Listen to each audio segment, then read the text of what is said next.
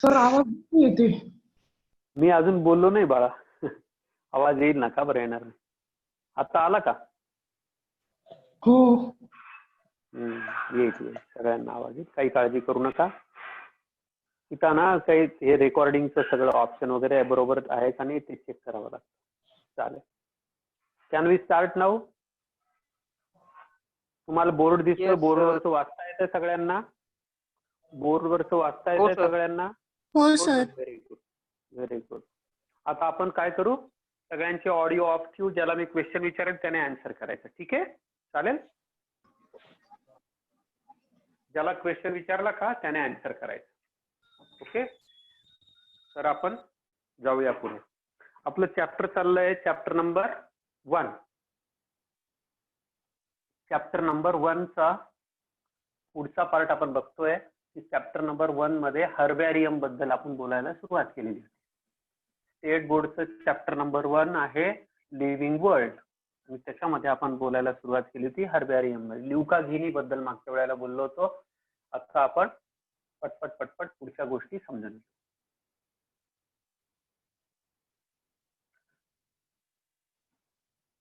आज हे चॅप्टर संपून जाईल, मग आपण उद्यापासून बायोलॉजिकल क्लासिफिकेशन कडे जाऊया.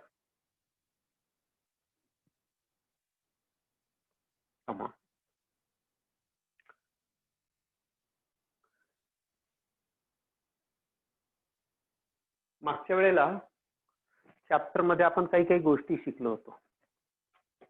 काय काय गोष्टी शिकलो होतो ते तुम्हाला मी एक पुढच्या 5 मिनिटात रिवाइज करूया. लिव्हिंग ऑर्गॅनिझम म्हणण्यासाठी लिसन व्हेरी केअरफुली. लिव्हिंग ऑर्गॅनिझम, आपल्या चॅप्टरचं नाव काय? Living world. Living world is the name of our chapter. Chapter number 1 state board, Maharashtra state board, that is living world. त्या लिव्हिंग वर्ल्ड मध्ये आपण काय काय शिकलो? आपण शिकलो की एखाद्या ऑर्गॅनिझमला, एखाद्या सजीवाला लिव्हिंग म्हणण्यासाठी, to call it as a living म्हणण्यासाठी काय काय प्रॉपर्टीज असल्या पाहिजे? तर त्याच्यामध्ये तुम्ही पटपट पटपट सांगा आता मला.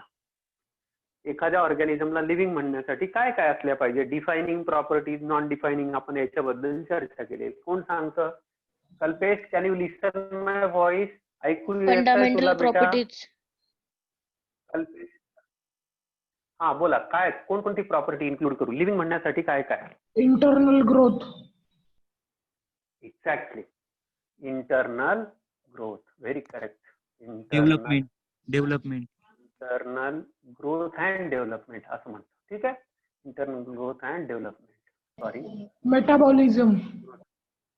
क्या बात आहे, व्हेरी गुड. असं आलं पाहिजे, धड आवाज आले पाहिजे.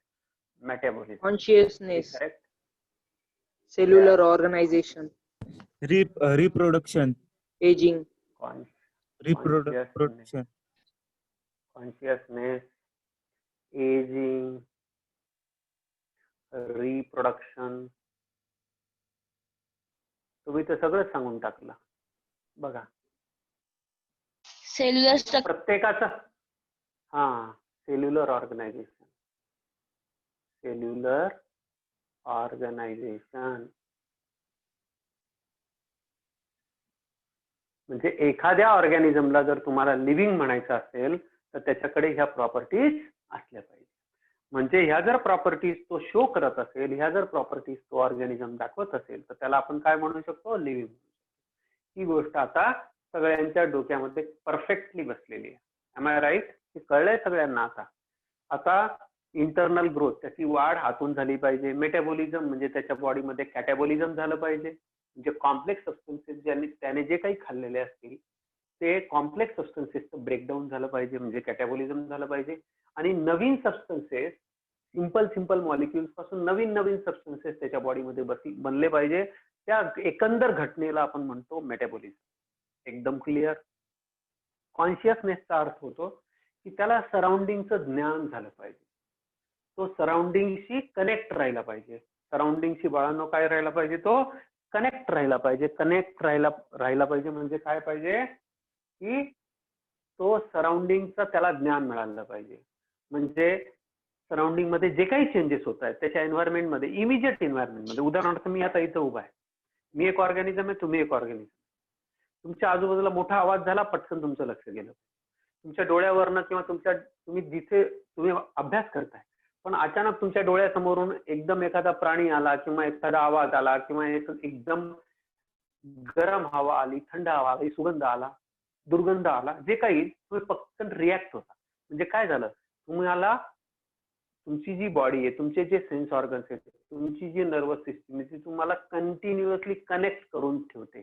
कशाशी? तुमच्या इमिजिएट एन्व्हायरमेंटशी. मी आता इथे आहे. Now I am teaching you from Gangapur road. मी आता गंगापूर रोडला आहे. गंगेच्या किनाऱ्याजवळ माझं घर आहे. आता मी इथे आहे. पण इथून जर समजा मी कॉन्शियस आहे, परंतु द्वारकेला जर एखादी घटना घडत असेल किंवा रोडला आमचा जो गंगापूर रोडचा जो मेन रोड आहे, त्या रोडवर एखादी गोष्ट घडेल तर ती मला कळेल का? नाही कळणार. ती थोड्या वेळात बातमी येईल, कोणीतरी येऊन मला सांगेल, मग मला कळेल की तिथे असं असं झालं. पण इमिजिएट एन्व्हायरमेंटला मी लगेच सेन्स करू शकतो. This is called as consciousness. Metabolism समजलं, कॉन्शियसनेस कळलं, इंटरनल ग्रोथ समजली. एजिंग शब्दाचा अर्थ होतो की every organism has a life span. त्याचा एक विशिष्ट जीवन, त्याच्या जीवनाचा कालावधी असतो, जीवनाचा एक विशिष्ट असा अवधी असतो. त्याच्यानंतर त्याच्यामध्ये एजिंगचे चेंजेस, की सेल जर असेल, सिंगल सेल असेल तर सिंगल सेल, मल्टी सेल्युलर तुमच्या माझ्यासारखा ऑर्गॅनिझम असेल तर त्याला संस्कृतमध्ये एक वर्ड आहे, कौमारम यौवनम जरा, म्हणजे बालपणापासून हळूहळू व्यक्ती म्हातारपणाकडे जातो. This is called age ageing. ही एजिंगची प्रोसेस किंवा जी सेल असेल, जी सेल जन्माला आली, कुठलीही सेल बनली की तिचं एक लाईफ ठरलेलं आहे. त्या लाईफ नंतर ती नष्ट होणार म्हणजे होणार किंवा ती संपणार म्हणजे संपणार. This is called age ageing. Reproduction म्हणजे प्रत्येक लिव्हिंग ऑर्गॅनिझम मध्ये एक्सेप्ट फ्यू, काही याला सन्माननीय अपवाद आहे, हे अपवाद सोडून दिले तर जवळजवळ प्रत्येक living organism can reproduce. Reproduction is also a property. आणि सेल्युलर ऑर्गनायझेशन, जर ऑर्गॅनिझम म्हणायचं असेल त्याला, जर एखाद्या ऑर्गॅनिझमला ऑर्गॅनिझम म्हणायचं असेल आणि लिव्हिंग ऑर्गॅनिझम म्हणायचं असेल तर त्याच्याकडे सेल ही असलीच पाहिजे. त्याच्याकडे जर सेल नसेल तर त्याला आम्ही ऑर्गॅनिझम म्हणणार नाही, त्याला लिव्हिंग ऑर्गॅनिझम नक्कीच म्हणणार. लिव्हिंग ऑर्गॅनिझम म्हणण्यासाठी त्याच्याकडे काय असलं पाहिजे? Cellular organisation.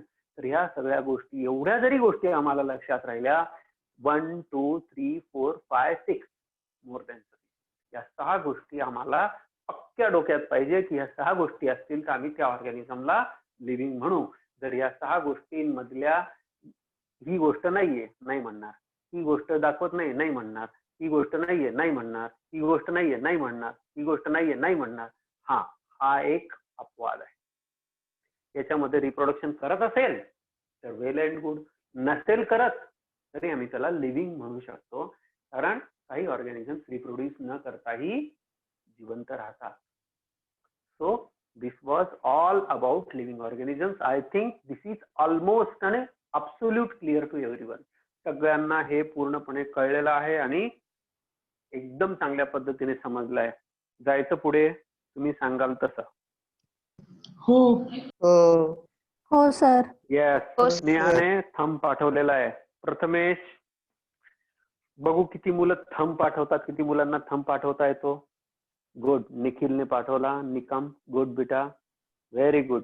चैताली, गुड. सगळ्यांना समजलेलं आहे. Very good, very good, thank you. आता इथून पुढे आपण पुढचा जो पार्ट आहे तो पार्ट आपण समजून घेऊया. आता काय झालं की तुम्हाला जर लिव्हिंग ऑर्गॅनिझम, आता आपल्याला माहिती आहे, मागच्या वेळेला मी बोललो होतो, तुम्हाला आठवत असेल, या जगामध्ये माणसाने शोध लावलेले, म्हणजे शोधलेले, माणसाने शोधलेले किती ऑर्गॅनिझम आहेत? कोण सांगतं मला? नंबर सांगता येईल कोणाला? किती ऑर्गॅनिझमचा शोध माणसाने लावलाय, ज्यांना नावं दिली माणसाने? 1.7 to 1.8 मिलियनच्या आसपास, याच्या दरम्यान माणसाने ऑर्गॅनिझम शोधलेले. किती ऑर्गॅनिझम्सला माणसाने नावं दिलेले आहेत? 1.7 to 1.8 मिलियन. 1 मिलियन म्हणजे इथे ब्रॅकेट मध्ये लिहून घ्या, 1 million is equal to 10 lakh. ठीक आहे. म्हणजे 17 ते 18 लाख ऑर्गॅनिझम्सला नावं दिलेत. आता हे 17 ते 18 लाख प्रकारचे जे ऑर्गॅनिझम आहेत, नीट विचार करा, सगळे ऑर्गॅनिझम एकसारखे नाही, बरोबर? सगळे ऑर्गॅनिझम एकसारखे नाही. म्हणजे प्रत्येक ऑर्गॅनिझम वेगवेगळ्या पद्धतीचा आहे. प्रत्येक ऑर्गॅनिझम मध्ये वेगळी प्रॉपर्टी आहे. प्रत्येक ऑर्गॅनिझम वेगवेगळ्या पद्धतीने बिहेव करतो, वेगवेगळ्या पद्धतीने वागतो. म्हणजे हे जे 17-18 लाख प्रकारचे ऑर्गॅनिझम आहेत, याच्यासाठी यांचा जर प्रॉपर स्टडी करायचा असेल, यांचा आपसातला संबंध शोधायचा असेल, यांचा एकमेकांशी कसा संबंध आहे तो शोधावा लागेल, यांचा माणसाशी असलेला संबंध शोधावा लागेल, आणि यांचा या जगामध्ये कोण पहिले आणि कोण नंतर आला, त्याला आपण इव्हॉल्युशनरी रिलेशनशिप म्हणतो. उत्क्रांतीच्या नियमानुसार कोणता सजीव पहिल्यांदा आला आणि कोणता सजीव नंतर आला, तिसरा संबंध झाला. चौथी गोष्ट, यांचं निरनिराळ्या प्रकारच्या अन्न साखळ्या ज्या आहेत, वेब्स ज्या आहेत, त्यांच्यामध्ये यांचं स्थान कोणतं आहे, त्याला म्हणतो आपण इकॉलॉजिकल इम्पॉर्टन्स. 4 गोष्टी बोललो बघा. पहिली गोष्ट बोललो मी, सगळ्यात पहिली गोष्ट बोललो की इंटर रिलेशन, म्हणजे 2 organisms, 2 organisms, there interrelationship, त्यांचे आपसातले संबंध कसे आहेत, कोण भक्ष आहे आणि कोण भक्षक आहे, कोण कोणाला खातं. तुम्ही कधी असं पाहिलंय का की मांजर कुत्र्यावर धावून गेली? कधीच पाहिलं नाही, कधीच पाहिलं नाही. म्हणजे मला काय म्हणायचं आहे की प्रत्येकाचं भक्ष आणि भक्षक याचं रिलेशनशिप आहे. एक रिलेशनशिप समजून सांगण्यासाठी सांगितलं. हे रिलेशनशिप अनेक प्रकारचं असतं. चॅप्टर ज्या वेळेला आपण इकॉलॉजिकल सक्सेशन किंवा इकॉलॉजी शिकू त्यावेळेला त्याच्यात आपण जाणार आहोत डिटेलमध्ये की कोणकोणत्या प्रकारचे संबंध असतात. काही कॉमेन्शियलिझम असतात, काही पॅरासायटिझम असतात, काही म्युच्युअलिझम असतात, काही एकमेकांना मदत करण्यासाठी एकत्र येतात, काही एकमेकांना खाण्यासाठी एकत्र येतात, काही एकमेकांच्या मदतीने दोघांचं काम चालतं, तुझा पण फायदा माझा पण फायदा असतो. हे सगळे प्रकार आपण पुढे गेल्यावर शिकणार आहोत. तर ह्या कोणत्या प्रकारचा संबंध, हे कशावरनं कळेल जर तुम्ही स्टडी केला असेल तर? येतोय तुमच्या लक्षात? म्हणजे 2 प्राण्यांचा आपसातला संबंध शिकण्यासाठी, 2 प्राण्यांच्या मधली लिंक शोधण्यासाठी, ह्या प्राणी पहिले का हा प्राणी पहिले, कोण पहिले आलं कोण नंतर आलं, त्याचे वैशिष्ट्य काय, याचे वैशिष्ट्य काय, याच्यासाठी तुम्हाला अभ्यास करावा लागेल. तिसरी गोष्ट, तुमच्याशी संबंध शोधण्यासाठी माणसाचा आणि त्या ऑर्गॅनिझमचा काय संबंध आहे, तो उपयोगाचा आहे, तो त्रास देणारा आहे, किंवा तो न्यूट्रल आहे, तो त्रास पण देत नाही आणि तो काहीच नाही, याचा स्टडी करावा लागेल. आणि चौथी गोष्ट की या सगळ्यांच्या उत्क्रांतीच्या क्रमामध्ये कोणता प्राणी केव्हा केव्हा केव्हा केव्हा आलेला आहे, आणि त्याची इकॉलॉजिकल पिरॅमिड मध्ये जेव्हा आपण पर्यावरणाच्या दृष्टीने विचार करतो तर याचं त्या पर्यावरणामध्ये स्थान कसं आहे.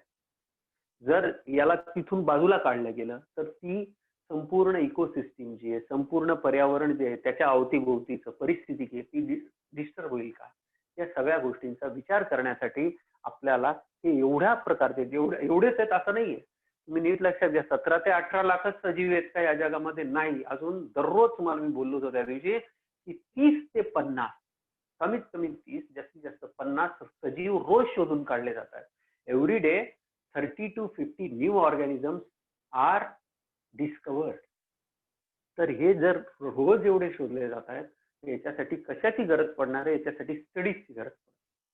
स्टडीज करण्यासाठी काय करावं लागतं, तर ह्या स्टडीज करण्यासाठी गरज लागते क्लासिफिकेशनची. काय करावं लागतं बाळांनो? क्लासिफिकेशन करावं लागतं. ते पुढचं चॅप्टर आहे आपलं, सिस्टेमॅटिक्स अँड क्लासिफिकेशन नावाचं आपलं जे चॅप्टर आहे, systematics of living organisms, systematics of living organism नावाचं दुसरं चॅप्टर आहे, ज्याच्यामध्ये आपण क्लासिफिकेशन इन डिटेल शिकणार आहोत.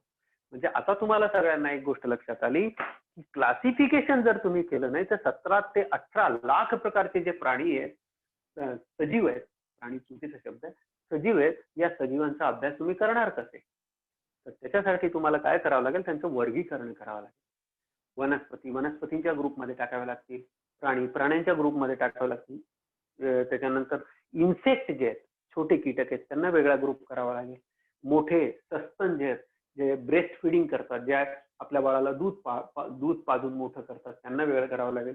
जे अंडे देतात, अंड्यातनं ज्यांचे सजीव जन्माला येतात, पुढचे बाळ जन्माला येतात, त्यांचा एक वेगळा ग्रुप करावा लागेल. या सगळ्या ग्रुपसाठी काय करावं लागतं बाळांनो? यांना क्लासिफाय करावं लागतं, यांना एक एक ग्रुपमध्ये टाकावं.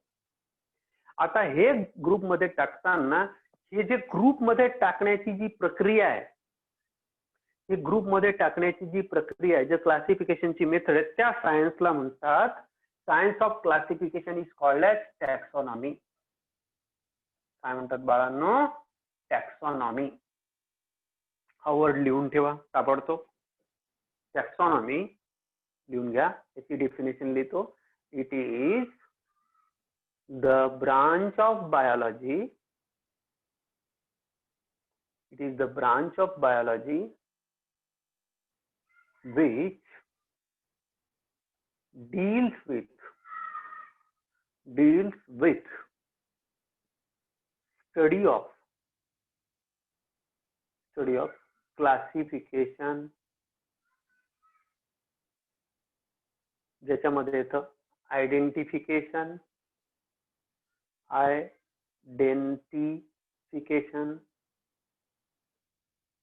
Nomenclature etcetera. ज्याच्यामध्ये आपण क्लासिफाय करतो, त्यांना नाव देतो, त्यांची ओळख करतो, त्यांना नाव देतो आणि त्यांना सिस्टमॅटिक पद्धतीने अरेंज करतो. त्या सायन्सला काय म्हणतात? टॅक्सॉनॉमी. आता हे टॅक्सॉनॉमीचा स्टडी करण्यासाठी काय गोष्ट करावी लागते आपल्याला? ह्या टॅक्सॉनॉमिकल एड्स वापरावे लागतात. काय वापरावे लागतात बाळांनो? फॉर किंवा असं लिहूया, for study of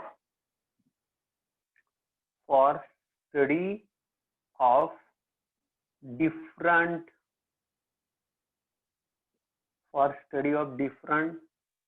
types of organisms, some aids are used, which are called, ज्यांना म्हणतात की, which are called चा अर्थ, शब्दाचा अर्थ तो ज्यांना म्हणतात की, which are called taxonomical aids.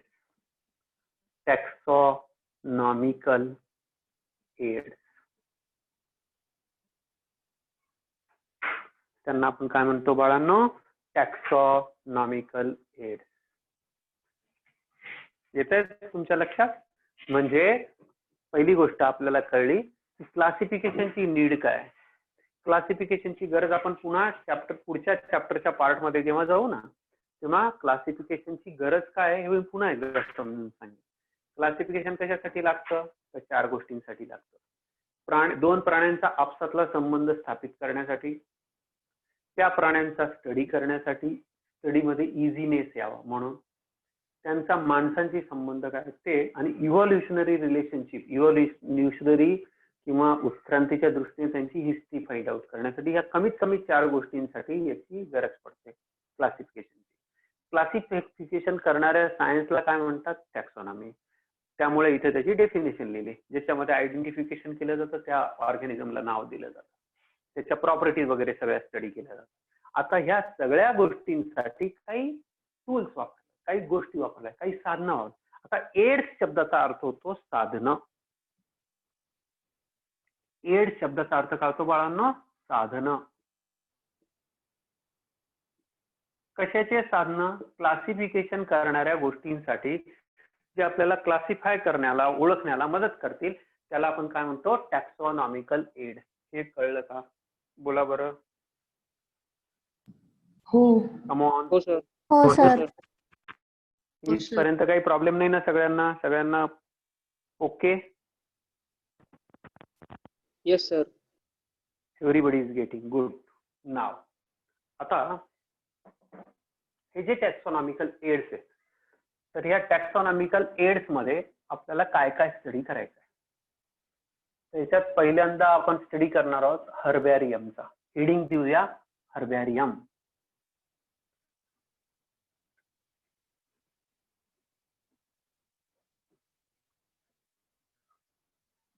पहिल्यांदा नाव देऊया हर्बॅरियम. हर्बॅरियमची प्रॉपर डेफिनेशन देणारा एक सायंटिस्ट होता. हर्बॅरियमची प्रॉपर डेफिनेशन देणारा एक सायंटिस्ट होऊन गेला आणि त्या सायंटिस्टचं नाव लिहा बरं सगळेजण. हर्बॅरियमची सायंटिफिक डेफिनेशन देणारा जो सायंटिस्ट होता त्याचं नाव आहे पिटॉन डी टर्नफोर्ट. नाही लक्षात ठेवलं तरी चालेल. Pitton de Tournefort. He gave the scientific definition of herbarium. हर्बॅरियमची सायंटिफिक डेफिनेशन देणारा जो सायंटिस्ट होता त्याचं नाव काय आहे?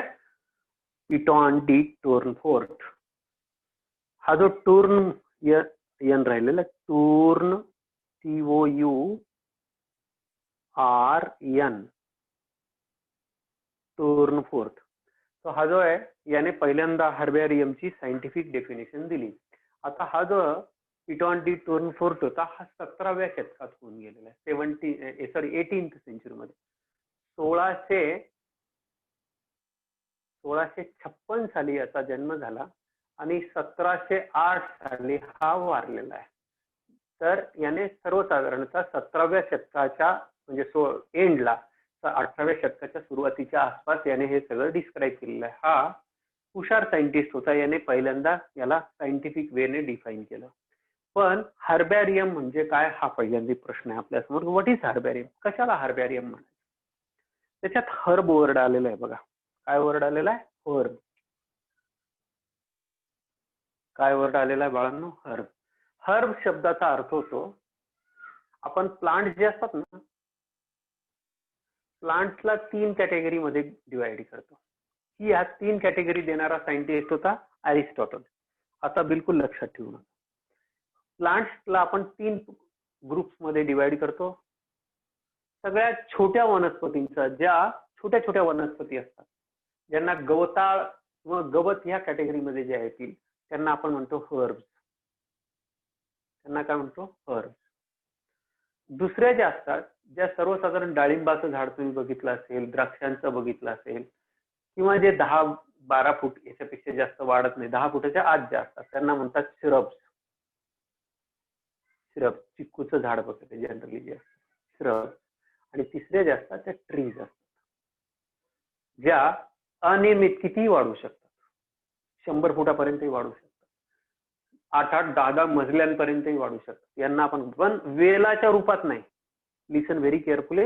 वेलाच्या रूपात नाही. जे जमिनीवर थोड्या अंतरापर्यंत 3 फुटापर्यंत वाढतील त्यांना म्हणून हर्ब. जे 10 फुटाच्या आत वाढतील त्यांना म्हणून श्रब्स. आणि ज्या कितीही उंच जाऊ शकतात त्यांना आपण म्हणतो ट्रीज. आता आपण काय करतो हर्बॅरियम मध्ये ते पहिल्यांदा समजून घ्या. हर्बॅरियम मध्ये बाळांनो आपण काय करतो? हर्बॅरियम मध्ये 29 सेंटीमीटर बाय 43 सेंटीमीटर लिहून ठेवायची. साईज एकदम स्टँडर्ड असते. अशी असते. एक कार्डशीटचा पेपर घेतला जातो ज्याची एकूण अशी लांबी असते 43 सेंटीमीटर आणि रुंदी असते 29 सेंटीमीटर. एक शीट घेतलं जातं. या शीटवर 43 बाय 29 सेंटीमीटरचं जे शीट घेतलं जातं याच्यावर जर प्लांट छोटा असेल, लिसन व्हेरी केअरफुली, जर प्लांट छोटा असेल, छोटसच प्लांट असेल तर पूर्वी छोटेसेच प्लांट घेतले जायचे. तर ते पूर्ण प्लांट काय केलं जायचं? वाळवलं जातं पूर्ण. ते वाळवलं जातं. तुम्ही बघितलं, तुम्ही कधीतरी केलं असेल. तुम्ही याचं पान घेऊन येता. कशाचं? पिंपळाचं. ते पिंपळाचं पान घेतलं की तुम्ही वहीमध्ये जनरली ठेवतात आणि त्याला दाबून देतात. ते कालांतराने काय होतं की त्याच्यातला जो सेल्युलर पार्ट असतो, जे सेल्स असतात त्या मरतात आणि ते वाळल्यानंतर त्या पानाला असं छोटे छोटे छोटे छोटे छिद्र पडतात आणि पूर्ण पान जाळीचं होतं. जर केलं नसेल करून बघा.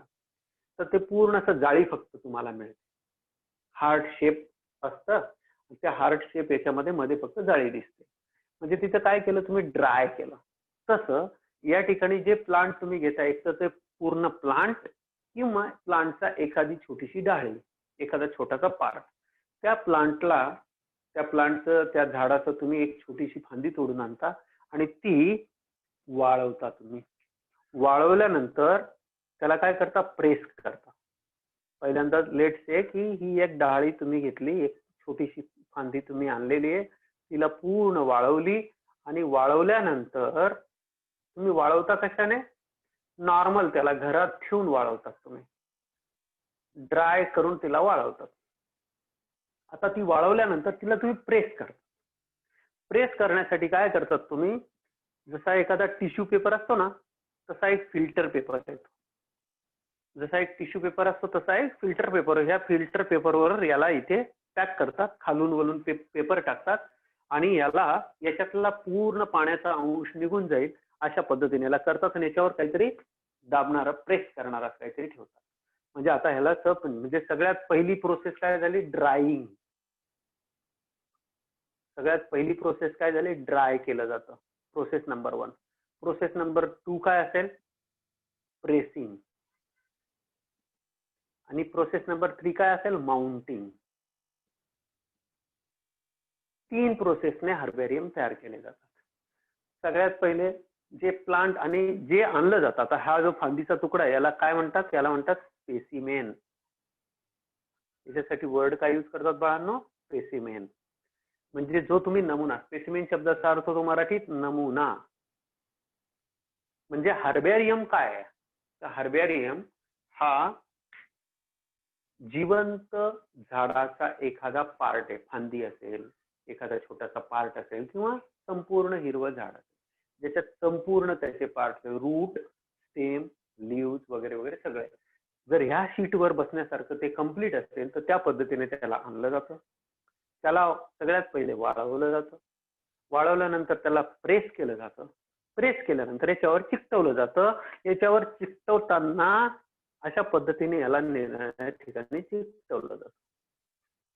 आता हे जर याला प्रॉपरली चिकटवलं गेलं तर याच्या उजव्या हाताच्या कोपऱ्याला काही माहिती लिहायची असते. याच्यात सगळ्यात पहिले माहिती लिहायची असते. काय काय माहिती लिहायची असते ती पहिल्यांदा लिहून घ्या सगळ्यांनी. आता हा पार्ट तुम्हाला कळला का, हर्बेरियम कशाला म्हणायचं, पहिले हे सांगा मला. हर्बेरियम समजलं का सर? माउंटेनिंग म्हणजे? माउंटेनिंग नाही बेटा, माउंटिंग. MOUNTING. हे बघ मोकळे लिहितो, MOUNTING. माउंटिंग म्हणजे मराठीत अर्थ होतो याचा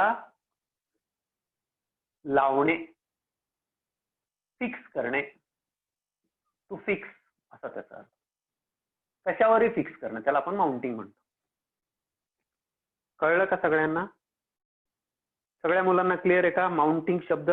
याला प्रॉब्लेम आला तसं. भूमी बेटा तुला कळलं? भूमी? हो सर. म्हणजे काय झालं, सगळ्यात पहिले वाळवावं लागेल, प्रेस करावं लागेल, माउंटिंग करावं लागेल. आता माउंटिंग झालं, याच्यावर कम्प्लीट असं माउंटिंग झालं की माउंटिंग झाल्यानंतर एकदा प्रॉपरली याला फिक्स केलं गेलं. म्हणजे प्रेस केलं, ड्राय केलं, प्रेस केलं आणि माउंट केलं याच्यावर.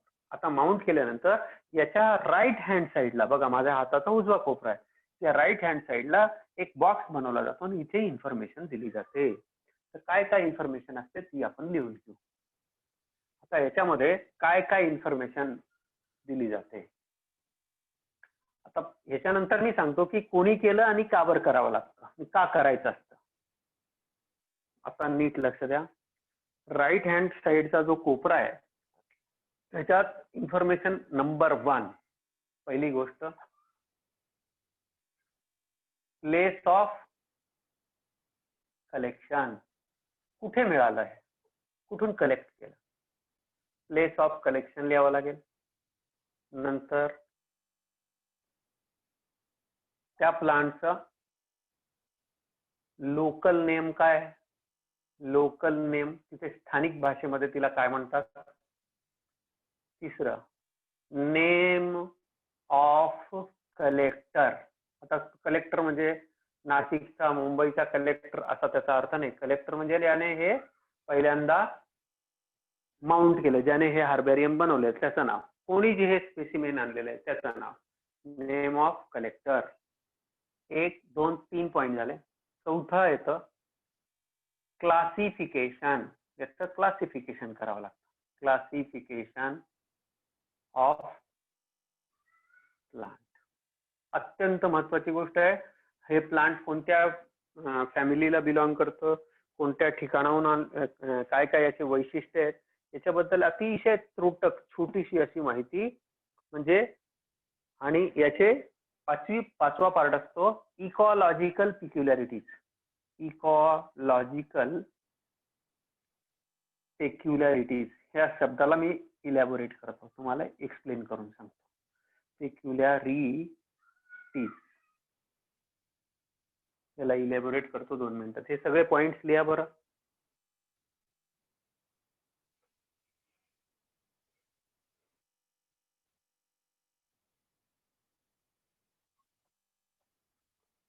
आणि 6वा last but not list.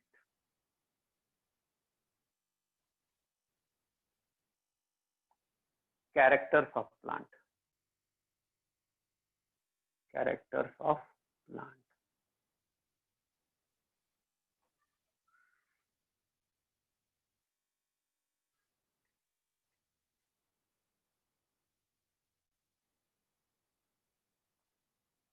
Highlight करायचे असतात. काय हायलाइटर आहे का तुमच्याकडे? किती मुलं हायलाइटर वापरतात? Do you have highlighter? बोला बरं. हे बघा, तुम्ही आता 11वी 12वीला जेव्हा शिकायला येता ना, तेव्हा एक गोष्ट लक्षात ठेवा. माझ्याकडे आहेत, मी तुम्हाला दाखवतो. हे बघा, जनरली 2 किंवा 3 प्रकारचे हायलाइटर्स आपण यूज करत असतो. कमीत कमी 2 किंवा जास्तीत जास्त 3-4 प्रकारचे वापरतात. आता हे बघा, मी तुम्हाला दाखवतो. दिसतंय हे बघा, हे सगळ्यांना दिसतंय. दिसतंय सगळ्यांना. These are called as highlighters. हे हायलाइटर्स जे असतात हे हायलाइट करण्यासाठी असतात. काही पॉइंटचे असतात. उदाहरणार्थ आपण अभ्यास करतोय, वाचता वाचता एक मुद्दा आपल्याला असा वाटला की हा परीक्षेच्या दृष्टीने इम्पॉर्टंट आहे किंवा ही इन्फॉर्मेशन. जेव्हा जे मुलं रेग्युलर अभ्यास करतात ना बाळांनो, तर त्यांनी एक गोष्ट लक्षात ठेवायची. त्यांनी काय करायचं, हायलाइटर घेऊनच बसायचं. 3 प्रकारचे मुद्दे काढायचे. तुम्हाला अभ्यासाची एक पद्धत सांगतो. 3 प्रकारचे मुद्दे काढायचे. पहिला जो मुद्दा असतो तो एक्झाम पॉइंट ऑफ व्ह्यूने जो हायलाइटर कशासाठी असतो, महत्वाची गोष्ट लक्षात ठेवा. व्हाय हायलाइटर इज इम्पॉर्टंट. हायलाइट करायचा असतो की त्या पूर्ण चॅप्टर मध्ये किंवा त्या पूर्ण पॅराग्राफ मध्ये हा मुद्दा एका झटक्यात माझ्या डोळ्यात भरला पाहिजे. हायलाइट. तसं इथं इकॉलॉजिकल पेक्युलॅरिटीचा अर्थ होतो पर्यावरणाच्या दृष्टीने या झाडाचं काय वैशिष्ट्य आहे, काय महत्व आहे. उदाहरणार्थ इथं इकॉलॉजिकल पेक्युलॅरिटीज मध्ये याचे फारच थोडे झाडं शिल्लक आहेत हे तुम्ही नमूद करू शकता. किंवा हा बाकीचे झाडं ह्या वेळेला फुलं फळं देतात, पण ह्या एरिया मधलं हे एकच झाड असं आहे की ते याला फुलं जून मध्ये येतात, याला फुलं जानेवारीत येतात. नॉर्मली बाकीच्या झाडांना येत नाही, त्यावेळेला पानगळ असते. पण त्यावेळेला जर याला फुलं येत असतील तर त्यावेळेला त्याचं वैशिष्ट्य आपल्याला नमूद करायचं. याला आपण तो इकॉलॉजिकल. पर्यावरणाच्या दृष्टीने महत्वाची काही विशेष गोष्ट त्याच्यामध्ये घडत असेल तर ती आपण या ठिकाणी नमूद करतो. ठीक आहे.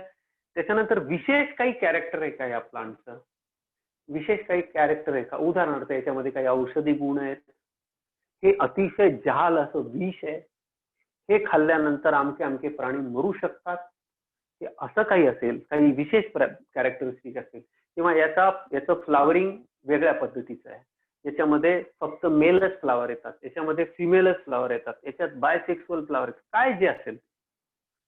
क्लासिफिकेशन पूर्ण आपल्याला माहिती आहे. आता मी तुम्हाला जेव्हा क्लासिफिकेशन चॅप्टर शिकवेल तेव्हा किंगडम, फायलम किंवा डिव्हिजन, मग class, order, family, genus, species या पद्धतीने याचं पूर्ण 7 टाईपचे क्लासिफिकेशन. याच्या काही उपजाती आहेत का हे पण या ठिकाणी आपण मेन्शन करतो. तुम्ही म्हणाल सर एवढ्याशा जागेमध्ये एवढ्या गोष्टी असतात, तर इथे काय केलेलं असतं बाळांनो, इथे ह्या शीटवर तुम्ही जर हर्बेरियम शीट मार्केटला घ्यायला गेले तर आजच्या तारखेला पूर्वी हे हाताने लिहावं लागायचं. आता या ठिकाणी तुम्हाला जेवढे मी हे पॉइंट्स लिहिले हे सगळे पॉइंट्स इथं ऑलरेडी प्रिंटेड असतात आणि इथे त्याच्या समोर तुम्हाला लिहायचं. आता नेम ऑफ द कलेक्टर, ज्याने हे हर्बेरियम शीट तयार केलं असेल त्याचं नाव येईल. लोकल नेम, या प्लांटचं स्थानिक नाव काय. नॉट नेसेसरी की एक नाव सगळीकडेच चालेल, नाही. ज्याला इथे बटाटा म्हणतात त्याला दुसरीकडे आलू म्हणतात, तिसरीकडे आणखी काही म्हणतील, चौथीकडे आणखी काही म्हणतील. तर ज्या एरियातनं कलेक्ट केलंय तिथलं नाव त्याचं आलं पाहिजे. आणि प्लेस ऑफ कलेक्शन, भारतातला असेल तर भारतातला आणि विदेशातला असेल तर ज्या एरियामधून मिळालेलं आहे तिथे आपण त्याचं नाव लिहितो. ह्या सगळ्या गोष्टी. आता प्रश्न येतो की why it is necessary to collect this herbarium. Herbaria singular, herbarium plural, herbaria. नीट लक्षात घ्या. सिंग्युलर एका हर्बेरियम बद्दल बोलू तर आपण काय वर्ड यूज करू, हर्बेरियम. लिहून ठेवा, हर्बेरियम सिंग्युलर आणि हर्बेरिया प्लुरल. अनेक वचनी याला काय वर्ड वापरतात, हर्बेरिया. तर हे हर्बेरियाची गरज कशासाठी आहे, तर सगळ्यात महत्वाची गोष्ट आहे की उदाहरणार्थ हे तुम्ही एखाद्या एरियामध्ये गेले, आज त्या एरियामध्ये ते झाडं नाहीयेत, पण 50 वर्षापूर्वी 40 वर्षापूर्वी त्या एरियामध्ये ते झाडं असायचे. मग असे जर झाडं त्या एरियामध्ये नाहीयेत तर त्या झाडाचं स्पेसिमेन रूपात, नमुना रूपात आपण त्याचा स्टडी करू शकतो. ते प्लांट सध्या कुठे अवेलेबल आहे त्याची इन्फॉर्मेशन स्प्रेड करू शकतो. ते जिथे असतील तिथे त्यांना वाचवू शकतो. ते जर उपयुक्त असेल तर त्यांच्यामध्ये वाढ करू शकतो. त्यांची अनेक पटीने वाढ करून त्यांना उपयोगात आणू शकतो. या सगळ्या गोष्टी आपण केव्हा करू शकतो बाळांनो, या सगळ्या हर्बेरियम शीटच्या माध्यमातून करू शकतो. येतंय सगळ्यांच्या लक्षात, बोला. येतंय का सगळ्यांच्या लक्षात, बोला. कमॉन. हे सगळे पॉइंट्स लिहिले का तुम्ही, बोला. कमॉन. आवाज येतोय सगळ्यांना. हो सर. हो सर. पॉइंट आणि ही जी डायग्राम मी काढली ड्रॉ करून घ्या पटकन. मी 1 मिनिटात आलो.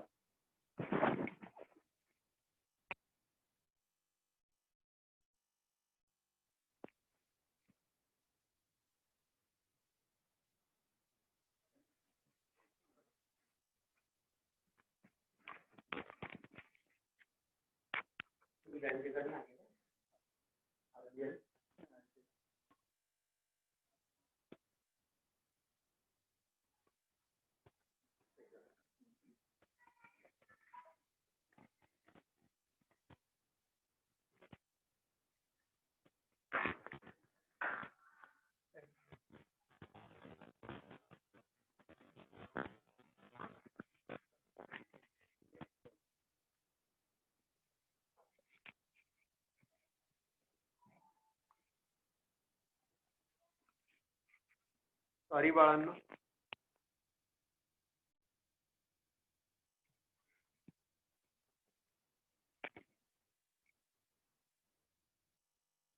आवाज येतोय का बघा. हो येतोय. येतोय सर. माझा आवाज हो येतोय. येतोय सर. येतोय सर. थँक्यू. हो सर येतोय. तर 1 2 3 4 5 6 हे 6 पॉइंट मला साईन करायचे होते आणि माझा एक छोटासा फोटो घ्यायचा. बँकेतले व्यक्ती आलेले होते. तर ही गोष्ट आता आपल्याला क्लिअर. आता हर्बेरियमचा गरज आपल्याला समजली. तर ही हर्बेरियमची गरज सगळ्यात आधी ओळखणारा जो सायंटिस्ट होता तो होता टर्नफॉर्ड. त्याच्या आधी एका माणसाने असा प्रयोग केला होता. एक प्रोफेसर होते. त्या प्रोफेसर साहेबांचं नाव होतं, ते इटालियन प्रोफेसर होते आणि हिज नेम वॉज ल्युका घिनी. लक्षात ठेवा, यांचं नाव येऊ शकतं एक्झाम मध्ये, सीईटी मध्ये. यांचं नाव होतं, यांचा देश लक्षात ठेवायचा आहे, ल्युका घिनी. जनरली यांचं साल विचारलं जात नाही, पण नाव लक्षात पाहिजे की सगळ्यात मोठं कलेक्शन पहिल्यांदा हर्बॅरियमचं कलेक्शन सगळ्यात जास्त प्रमाणात करणारे जे सायंटिस्ट होते त्यांचं नाव काय आणि ते कुठले होते. तर त्यांचा देश लिहून ठेवायचा आहे इटली आणि त्यांचं नाव लक्षात ठेवायचं आहे ल्युकाघिनी, प्रोफेसर ल्युकाघिनी.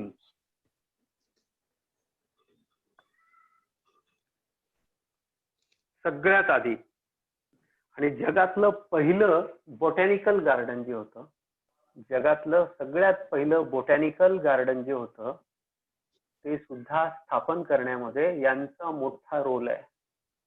आता पहिलं टॅक्सॉनॉमिकल एड आपण पाहिलं. पहिलं टॅक्सॉनॉमिकल, आता टॅक्सॉनॉमिकल एडचा उपयोग आपल्याला समजला की टॅक्सॉनॉमिकल एडचा उपयोग काय होतो की आपल्याला ताबडतोब त्या ऑर्गॅनिझमचा स्टडी करता येतो. म्हणजे जनरली हर्बॅरियम हे प्लांटसाठी यूज केले जातात. हर्बॅरियम म्हटलं की प्लांट, मग प्लांट्सचा उपयोग कशासाठी असतो हे जर सगळे आपल्याकडे इन्फॉर्मेशन असेल तर त्या प्लांटचा स्टडी करणं सहज शक्य होतं. इंग्लंडच्या याच्यामध्ये बॉटॅनिकल गार्डन, जनरली हे सगळे बॉटॅनिकल गार्डन्स मध्ये ठेवलेले असतात. या बॉटॅनिकल गार्डन्स मध्ये जवळजवळ 6 लाख वनस्पतींचे, लिसन व्हेरी केअरफुली, 6 लाख वनस्पतींचे हर्बॅरिया कलेक्ट करून ठेवले गेले. तुम्ही अंदाज लावू शकता की किती मोठ्या प्रमाणात हा सगळा संग्रह केला गेलेला आहे. तर आय थिंक हा पार्ट तुम्हाला आता क्लिअर झाला.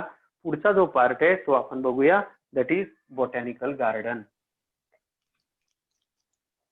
पुढचा जो पार्ट आहे तो आपण बघूया. बोर तर नाही झाले ना बाळांनो? बोर झाले की सांगा मला. नाही. बोर झाले का? खूप बोर होत आहे का? नाही सर. Come on. नाही सर. Very good. बोर होऊन चालणार नाही ना बाळांनो? आता याच्याशी रिलेटेड जे सीईटी चाललेले जे क्वेश्चन्स असतात ना ते सॉल्व्ह करत राहायचे घरी, म्हणजे तुम्हाला अडचण येणार नाही. पुढचा जो टॉपिक आहे दुसरं जर taxonomical aid number 2, that is botanical garden. Botanical garden. What is the meaning of botany? बोला, व्हॉट इज बॉटनी? वनस्पती. तुला आवाज येतोय बाळांना? हो सर, वनस्पती. वनस्पती. बॉटनी शब्दाचा अर्थ विचारतोय मी. I am not talking about the plant. Botany शब्दाचा अर्थ विचारला. Satyam, are you there? Satyam,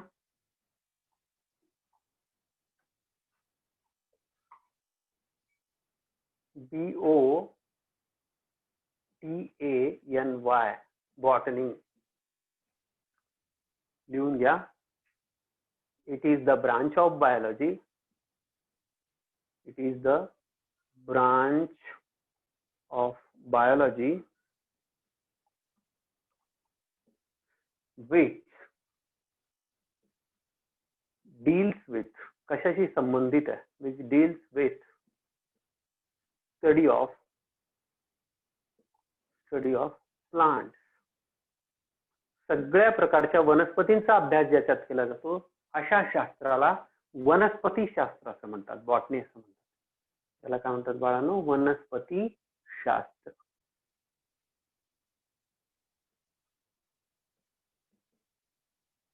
आता क्लिअर झालं का सगळ्यांना? बॉटॅनिकल गार्डन आपण शिकतोय ना, आपल्याला बॉटनी येत नसेल तर नाही चालणार, म्हणून बॉटनी शब्द पण आपल्याला माहिती पाहिजे.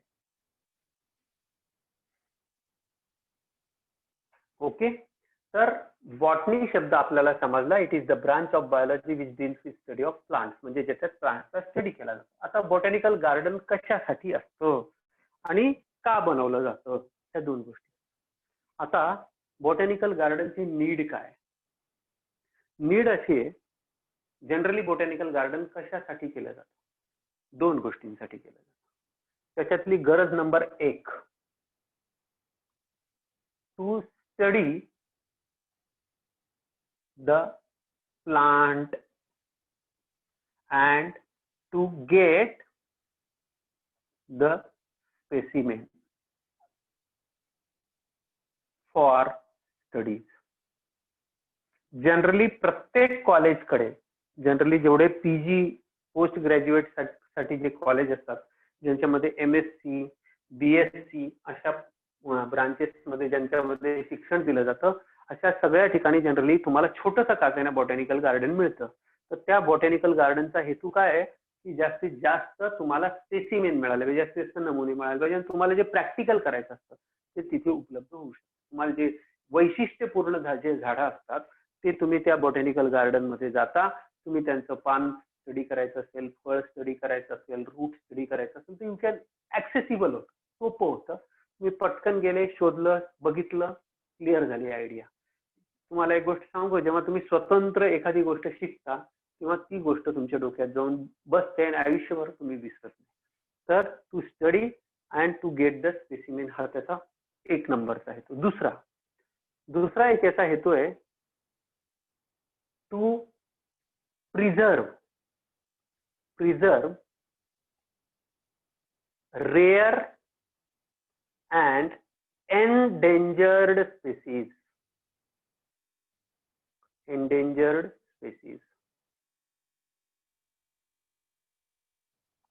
याचा दुसरा हेतू नीट लक्षात घ्या. प्रिझर्व शब्दाचा अर्थ होतो जतन करणे. घरचे तुम्हाला आई वडील कधीतरी सांगत असेल अरे एखादी वस्तू सांभाळ, एखादी गोष्ट नीट जतन करून ठेव. जतन करणं याचा अर्थ काय की ती वस्तू नष्ट होऊ शकते, हरवू शकते, खराब होऊ शकते. तसं काय जतन करायचंय, काय जतन करणं, रेअर दुर्मिळ वनस्पती. रेअर शब्दाचा अर्थ होतो दुर्मिळ. दुर्मिळ वनस्पतींचं जर तुम्हाला जतन करायचं असेल तर तुम्हाला कशाची गरज पडणार आहे? बॉटॅनिकल गार्डनची, कारण त्याच्याशिवाय तुम्हाला कळणार नाही त्या वनस्पतीला काय लागतं. आणि दुसरी एंडेंजर्ड, जी संकटात सापडलेली आहे, जी स्पेसीज, अशी प्रजाती जी आता नष्ट होण्याच्या मार्गावर. याला आपण मराठीत म्हणू शकतो नष्टप्राय किंवा नष्ट. तुम्ही हे जर अवघड वाटत असेल तर तुम्ही लिहा ज्या धोक्यात आलेल्या प्रजाती. धोक्यात आलेल्या प्रजाती. तुम्हाला जर जतन करायचं असेल तर त्याच्यासाठी तुम्हाला बॉटॅनिकल गार्डन पाहिजे. आता नॅचरली बॉटॅनिकल गार्डन म्हणजे प्लांट्स असेल. या ठिकाणी जगातल्या निरनिराळ्या देशांमधनं प्लांट्स आणल्या जातात, कलेक्ट केल्या जातात आणि त्यांना जतन केलं जातं. त्याला म्हणतात इन व्हिवो. व्हिवो आणि विट्रो हे दोन वर्ड आहेत. इन व्हिवो आणि इन विट्रो हे दोन वर्ड लिहून ठेवा. दोघांचे अर्थ सांगतो. इन व्हिवो आणि इन विट्रो. विट्रो शब्दाचा अर्थ होतो इन लॅबोरेटरी. In laboratory. एखादा प्रयोग आपण लॅब मध्ये करत असू तर त्याला काय म्हणतात? In vitro. आणि एखाद्या सजीव ठिकाणी करत असू, सजीवांवर प्रयोग करत असू तर त्याला किंवा सजीवाला टू प्रोव्हाइड, टू गिव्ह और प्रोव्हाइड म्हणजे देणं, टू प्रोव्हाइड नॅचरल एन्व्हायरमेंट.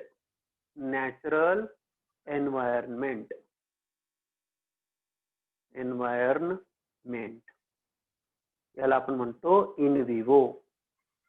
सजीवांच्या बरोबर सजीव वाढवणे आणि नैसर्गिक वातावरणात वाढवणे, नॅचरल एन्व्हायरमेंट देणं, याला आपण म्हणतो व्हिवो. किंवा लिव्हिंग ऑर्गॅनिझम वर एक्सपेरिमेंट करणे याला म्हणतात व्हिवो. आणि लॅब मध्ये एखादा एक्सपेरिमेंट करणे याला म्हणतात इन विट्रो. हे दोन वर्ड समजले का मला सांगा. म्हणजे बॉटॅनिकल गार्डन कशाचं एक्झाम्पल आहे बाळांनो? कोण सांगतं? तुम्हाला आता हे दोन्ही वर्ड कळले. इन विट्रो हे लॅब मध्ये करतो का आपण? गार्डन आपण लॅब मध्ये लावतो का? बोला. नाही. नेचर मध्ये, नैसर्गिक जागी. हा म्हणजेच कशात येईल हे? In vivo. कशात येईल? In vivo. कळलं एकदम. म्हणजे बॉटॅनिकल गार्डनचा रोल काय आहे? आता तुम्ही म्हणायचं सर की याला टॅक्सॉनॉमिकल एड का म्हटलं, याला क्लासिफिकेशनचं टूल किंवा क्लासिफिकेशनचं साधन का मानलं गेलं? कोण सांगतं याचं उत्तर? मला कोण देतं सांगा बरं. विचार करा, थोडस बुद्धीला हलवा, तुम्हाला उत्तर येईल. तुम्ही सगळेजण हुशार आहात, तुम्ही सगळेजण याचं उत्तर देऊ शकता. तुम्हीच सांगा की बॉटॅनिकल गार्डनला मी टॅक्सॉनॉमिकल एड का म्हणतोय? Aid number 2. पहिलं एड होतं हर्बेरियम, दुसरं एड आहे botanical garden. Why it is called? कारण त्याच्यामुळे क्लासिफिकेशनला मदत होती. Very good. क्लासिफिकेशन करायला आणि इझिली ऍक्सेसिबल आहे ना, समोर दिसतं तुम्हाला. तुम्ही पाहिजे त्या प्लांटचा स्टडी करू शकता, त्याला क्लासिफाय करू शकता, त्याचं फ्लॉवरिंग सीझन तुम्ही शोधून काढू शकता, त्याचा फ्रुटिंग सीझन काढू शकता, त्याला काय हवं काय नको, त्या प्लांट कशाने त्याचा ग्रोथ चांगली होते आणि कशामुळे त्याची ग्रोथ स्टॉप होते, या सगळ्या गोष्टींचा स्टडी तुम्ही त्या बोटॅनिकल गार्डन मध्ये करू शकता. म्हणून याला आपण काय म्हणतो? टॅक्सॉनॉमिकल एड म्हणतो. येते लक्षात?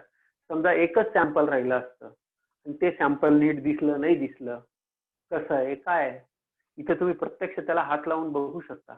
म्हणून याला सुद्धा आपण काय म्हणतो? Taxonomical aid. हे कळलं का सगळ्यांना? कमॉन बोला बरं. हो. हो. हो. हो. आपल्या नाशिकमध्ये आता आपल्या भारतामध्ये सगळ्यात मोठं बॉटॅनिकल गार्डन कुठे? कोण सांगतं? Where is the biggest botanical garden in India? Anybody is knowing? Kolkata. Kolkata. Very good. कोलकात्यामध्ये, इन कोलकाता, पूर्वी याचं नाव होतं इन कोलकाता,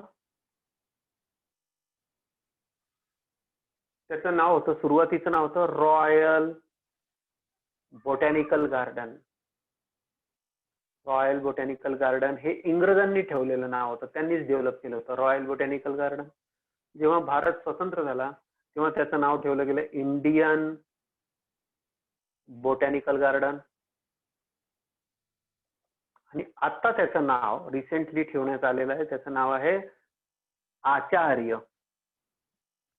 आचार्य इंग्लिश मध्ये त्याला म्हणतात sir Jagadish Chandra Bose, J.C. Bose.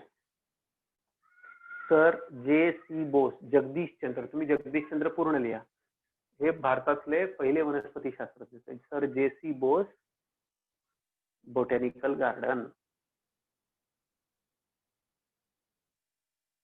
Sir J.C. Bose botanical garden. या गार्डनचं वैशिष्ट्य कोणाला माहिती आहे? Anybody is knowing? कधी ऐकलंय तुम्ही याच्या वैशिष्ट्याबद्दल? तुम्हाला बोर्ड दिसतोय का मुलांना? स्पष्ट नाही दिसत आहे? सांगत राहा मला. नीट दिसतोय का? अजून दिसतोय नीट? हो दिसतंय. गुड. आता याचं वैशिष्ट्य असं आहे की इथे जगातलं सगळ्यात जुनं एक प्लांट आहे.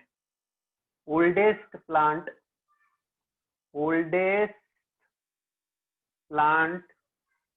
Of banyan tree.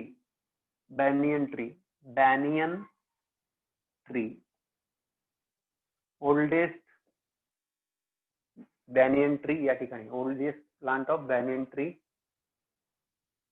ज्याला 2800 which has 2800 prop roots. ज्याला काय आहेत?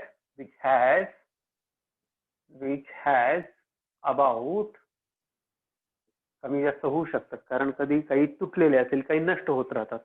तर किती येईल याला? रूट्स आहेत बाळांनो, प्रॉप रूट्स म्हणतात त्यांना. प्रॉप रूट्सला मराठीत म्हणतात पारंब्या. वडाचं झाड आहे, मग त्याला काय असतील? पारंब्या असतात ना. तुम्हाला सगळ्यांना पारंब्या माहिती आहेत का? सगळ्यांना बोला. Everybody is knowing? हो. येस. तर 2800 पारंब्या असतात. 2800 पारंब्या याला आहेत. त्यामुळे हे जगातलं, आणि याचं वय आहे, या झाडाचं सध्याचं वय आहे 255 इयर्स ओल्ड प्लांट आहे. किती जुनं आहे बाळांनो? 255 इयर्स ओल्ड प्लांट आहे. काही गोष्टी आपल्याला माहिती पाहिजे. बनियन ट्रीचं सायंटिफिक नेम कोणाला माहिती आहे का? Anybody is knowing? लिहून ठेवा. Ficus benghalensis. Ficus benghalensis is the scientific name of banyan tree. पिंपळाच्या झाडाला कोणाला नाव माहिती आहे? पिंपळाच्या झाडाला दुसरं एक नाव आहे पिंपळ, पीपल. हिंदीमध्ये त्याला म्हणतात पीपल ट्री. पीपलचं सायंटिफिक नेम लिहून ठेवा. याचा काही संबंध नाही हा, दोन्ही वेगवेगळ्या गोष्टी आहेत, याचा काही संबंध नाही, फक्त माहितीसाठी वेगळ्या ठिकाणी लिहा. पीपलचं सायंटिफिक नेम आहे फायकस रिलिजिओसा. रिलिजनशी संबंधित आहे म्हणून याचं नाव काय ठेवण्यात आलेलं आहे? फायकस रिलिजिओसा. हा बंगाल मधला सगळ्यात मोठं झाड आहे म्हणून याचं नाव काय? फायकस बेंगॅलेन्सिस.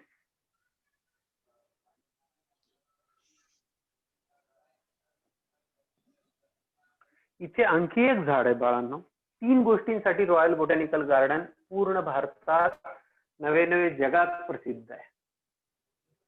पहिलं वैशिष्ट्य लिहिलं की याला 2800 प्रॉप रूट्स आहेत. आणि हे एक मिनिट,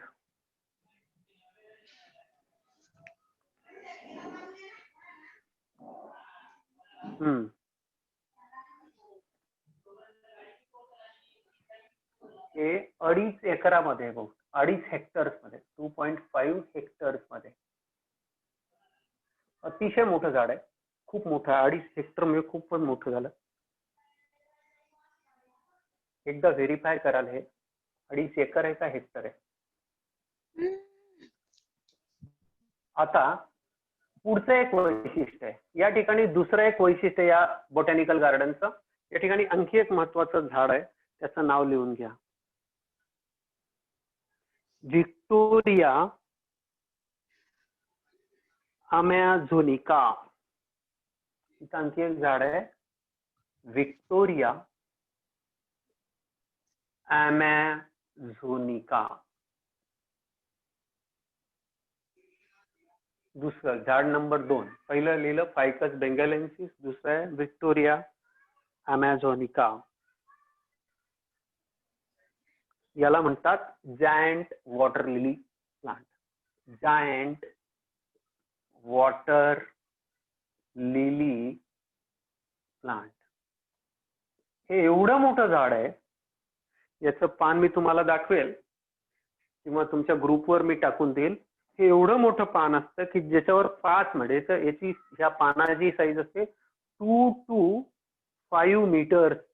हा त्याचा डायमीटर आहे. त्याचा डायमीटर कमी किती आहे? 2 मीटर म्हणजे 6.5 फूट. आणि 5 मीटर याचा अर्थ किती झाला? 3 15 ते 16 फुटाचं पान, ज्याच्यावर 5-6 माणसं आरामशीर बसू शकतात, झोपू शकतात. इतकं मोठं झाड आहे, इतकं मोठं पान आहे. This is found only, this is seen only in India म्हणतो मी. In India this JC Bose botanical garden मध्ये हे एक प्लांट आहे. एक जबरदस्त असं प्लांट आहे. आणि तिसरं आणि शेवटचं वैशिष्ट्य लिहून घ्या. इथे एक जबरदस्त झाड आहे, त्याचं नाव आहे पॅन्डॅनस. पॅन्डॅनस. पॅन्डॅनसचं वैशिष्ट्य काय? It has many stilt roots. It has many root caps. Stilt roots example. Stilt root. आता पॅन्डॅनसचे जे झाड असतं, पुढे गेल्यावर आपण जेव्हा मॉर्फॉलॉजी ऑफ फ्लावरिंग प्लांट नावाचं जे चॅप्टर आहे त्याच्यात आपण शिकतो, त्याच्यामध्ये तुम्हाला सगळ्यांना माहिती, मी जे शिकवतोय एकही गोष्ट अशी नाही जी तुम्हाला माहित नाही. तुम्हाला एकदम सोपं करून सांगतो, तुम्हाला लगेच लक्षात येईल. तुमच्यापैकी किती मुलांनी ऊस वगैरे पाहिलेत का? सगळ्यांनी ऊस मका पाहिलेले का? हो सर. सपोज हा ऊस आहे. या ऊसाचं मूळ जर तुम्ही पाहिलं तर इथं खाली मुळं असतात आणि इथे हे पेरे असतात. पेरे असतात ना, सगळ्यांनी पाहिले हे पेरे असतात बघ. तसं इथे काय असतं? हे मक्याचं झाड असतं. या मक्याच्या झाडाला इथे जे पेरे असतात, या पेऱ्यांपासून एक रूट निघतात बघा. इथं पाहिले का तुम्ही सगळ्यांनी? हे बघा इथे रूट निघतात. इथं छोटे छोटे छोटे छोटे रूट्स असतात. पाहिलंय का तुम्ही सगळ्यांनी? खरंच पाहिलंय का? ऊसाच्या खालच्या बाजूला खाली जर तुम्ही ऊसाचा मुळाकडचा भाग पाहिला ना, रूट कडचा भाग, तर इथे या कांडे जे असतात त्यांना नोड्स म्हणतात बा. यांना काय म्हणतात? नोड्स. या नोड्सच्या ठिकाणी इथे छोटे छोटे रूट्स असतात. त्या रूट्सला म्हणतात स्टिल्ट रूट. स्टिल्ट रूट्स हे एक्स्ट्रा सपोर्टसाठी असतात. तसंच हे पॅन्डानसचे जे झाड असतं, मी पॅन्डानस पण टाकणार आहे तुम्हाला ग्रुपमध्ये बघण्यासाठी. तर हे पॅन्डानसचं जे झाड असतं याचे असे भरपूर मोठे मोठे रूट्स असतात.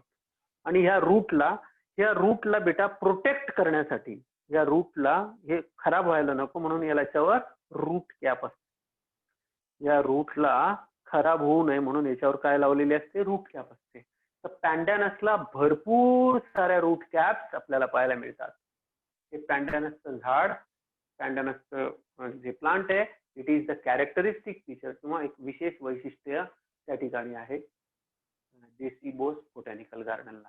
याच्यातलं काय लक्षात ठेवायचं आणि काय विसरून जायचं, किंवा विसरलं तर चालेल, विसरून जायचं म्हणणं चुकीचं आहे, पण काय लक्षात ठेवायचं आणि काय नाही लक्षात ठेवलं तर चालेल. नंबर 1, फायकस बेंगालेन्सिस विसरायचं नाही. कशासाठी प्रसिद्ध आहे? क्रॉप रूट्ससाठी प्रसिद्ध आहे. त्याचं वय विसरायचं नाहीये. येतंय लक्षात? आणि त्या बोटॅनिकल गार्डनचं असे भारतामध्ये छोट्या छोट्या सगळ्या कॉलेजेसकडे खूप सारे बोटॅनिकल गार्डन्स आहेत. रेफरन्ससाठी त्यांचा उपयोग होतो, अभ्यास करण्यासाठी उपयोग होतो, आणि त्यामुळे खूप साऱ्या गोष्टी आपल्याला माहित होतात. म्हणून botanical garden are also the taxonomical aids. उद्या 2 एड्स आपण समजून घेऊ आणि चॅप्टर संपवू. थोडंसं काही गोष्टी आपल्याला डिस्क्राईब कराव्या लागल्या, काही एक्स्ट्रा माहिती द्यावी लागली. उद्या आपलं हे चॅप्टर संपवू आणि पुढच्या चॅप्टरकडे वळूया. थँक्यू.